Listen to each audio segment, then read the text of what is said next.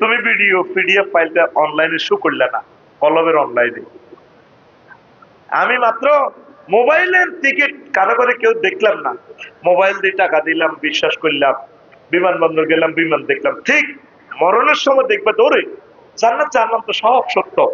হুজুরেরা তো দুনিয়ার কথা বুঝেছে, আখেরাত বুঝেছে, ঘটনা তো সত্য। এখন তুমি সিদ্ধান্ত নাও, কি আখেরাতের পথে চলবা না দুনিয়ার পথে চলবা, না দোনোটা ব্যালেন্স করবা? বলো, দোনোটা কি করতে হবে? ব্যালেন্স করবা। তাহলে নামাজ পড়বা নি? কথা বলো, পড়বে নি? এক মাসে একটা আয়াত বোঝো না ভাই, একটা মাসে তো একটা আয়াত শিখলে না, মুখস্থ লাগবে না, দেখবে যে আল্লাহ এই আয়াতটার ব্যাখ্যা কি বলছেন, এটার আমল কি, করণীয় কি, বর্জনীয় কি।